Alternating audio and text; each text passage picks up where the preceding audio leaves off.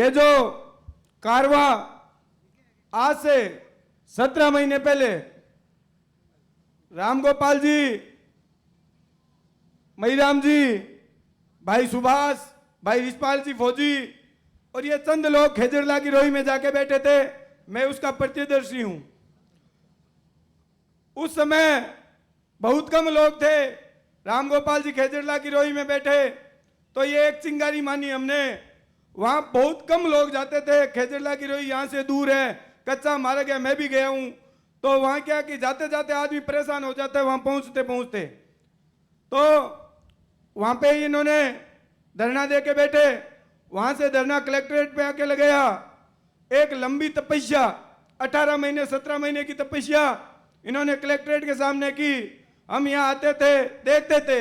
रामगोपाल जी, शिवदान जी मेघवाल, हेतराम जी डूडी, भोम जी बादू, ये कई लोग थे जो यहाँ इनके साथ बैठते थे।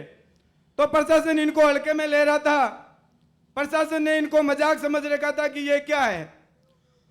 अब इनकी ये जो चिंगारी लगी थी, अब आप सभी लोगों के दिल में दर्द उठा। आपने उसे एक आग का रूप देने का काम किया और 2 तारीख को लाखों की संख्या में आपने पॉलिटेक्निक कॉलेज मैदान को भर के और रामगोपाल जी और पर्यावरण प्रेमियों को अकेला नहीं होने का संदेश दिया। प्रशासन ने माना कि एक दिन का धरना है, गांव से लोग आए हैं वैसे ही चले जाएंगे। पर उनको यह नहीं पता था कि ये हार मानने वाली कौम नहीं है। पर्यावरण प्रेमी जो निस्वार्थ भाव से काम करते हैं, ये हार मानने वाले नहीं हैं। ये लंबी लड़ाई लड़ेंगे और आज उस लड़ाई का 11वां दिन है और ये पंडाल उसी तरीके से भरा पड़ा है। एक छोटी सी विडंबना की बात है, इस प्रशासन ने आपस में लड़ाने का काम किया।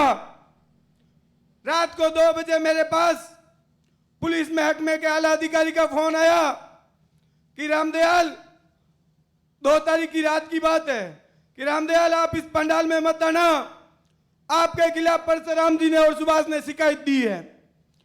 साथियों में मेरी 1000 मात्र शक्ति और हम जंबेश्वर नगर से 2 तारीख को 1000 से 1500 लोगों के साथ पैदल हम जंबेश्वर नगर से पॉलिटेक्निक कॉलेज आए थे।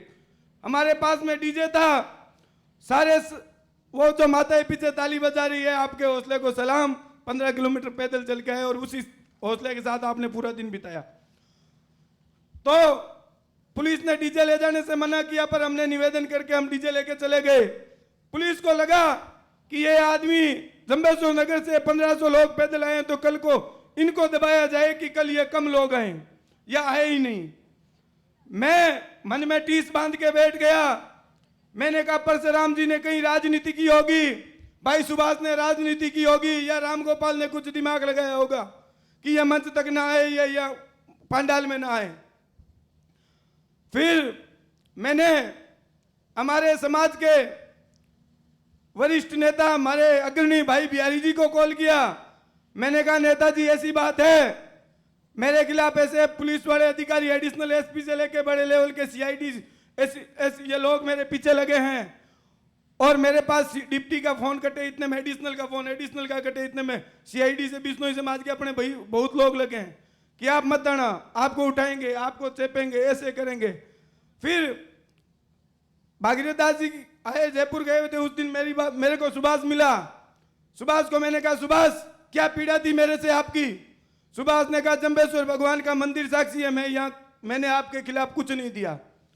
बिहारी जी ने बात करके मेरे को कहा कि आप जाइए, ये धरना सफल होना चाहिए, आप उस धरने में बैठिए, जितने लोग ले जा सकते हो लेके जाइए। मैं ऐसे लोग बहुत विरले होते हैं। हमारे समाज के नेता का शुक्रगुजार हूं, उन्होंने मुझे हिम्मत दी और हौसला दिया कि आप बेझिझक इस मंच पे जाइए, भीड़ ले जाइए और इस धरने को सफल करने का काम करें। अब रही बात, कुछ लोग नेताओं पर छींटाकांसी करते हैं सोशल मीडिया पे, मैं उनसे भी निवेदन करूंगा। हमारे समाज के नेताओं ने बहुत ही अच्छे ढंग से हमारी इन मांगों को धरातल से उठाकर विधानसभा और संसद तक पहुंचाने का काम किया है। मैं कहता हूं प्रशासन से और यहां बैठे लोगों से कहना चाहता हूं कि रख हौसला वो मंजर भी आएगा, प्यासे के पास चलकर समंदर भी आएगा। या तो हमारे पास कानून बनाने का पेपर आएगा, नहीं तो ये कारवा यहां से जयपुर आएगा। और ये कारवा अगर जयपुर आ गया तो आपकी विधानसभा को हिलाने का काम करेगा। और अगर विधानसभाएं जहां हिली है तो उसके नतीजे आपको पता है। मैं आपसे कहना चाहता हूं कि संत सानिध्य में ऐसे आंदोलन बहुत कम जगह होते हैं, बहुत कम, यानी 0 से 1% नहीं होंगे। संतों ने भी इतने अच्छे ढंग से सभी को मैनेज करके राजनीति से परे हटा के और इस आंदोलन को जो सुदृढ़ रूप से चलाने का काम किया है, इसलिए संतों के चरणों में कोटि कोटि नंदन अभिनंदन स्वागत आभार। मैं कहना चाहता हूं, खतावड़ ना करो, कई दिनों को बोलूडो नहीं। हाँ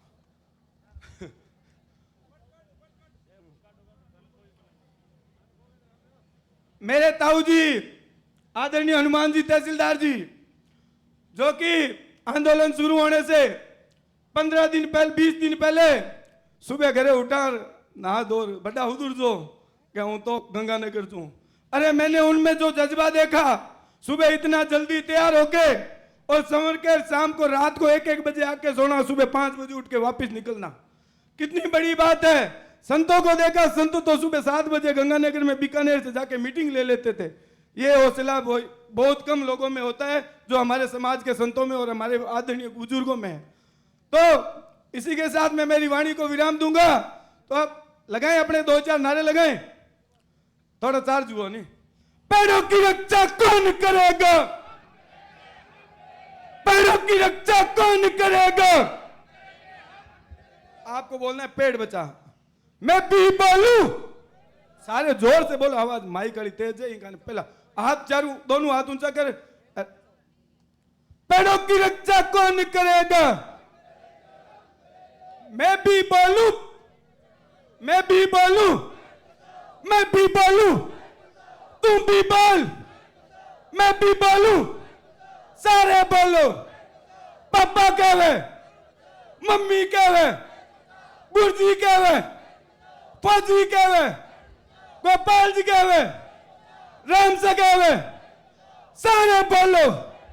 ए भैया कहवे, सारे कहो, मिलके बोलो।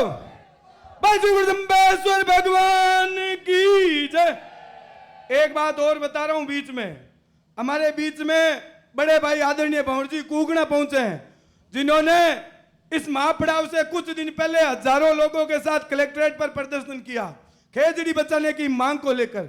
उसमें इस पुलिस प्रशासन ने तानाशाही करते हुए हमारे एक साथी भाई मुकना राम गोदारा का पैर तोड़ दिया, एक भाई अंकित डेलू जो मेरे रियल मामा का लड़का, उसका हाथ तोड़ दिया। ठीक है, फिर भी हमने हार नहीं मानी और इस पुलिस प्रशासन के सामने डटे रहे। ऐसे भाइयों के लिए भी धन्यवाद बनता है। बाजूगुरदम्बेश्वर भगवान की। बहुत बहुत धन्यवाद। हमारे बीच में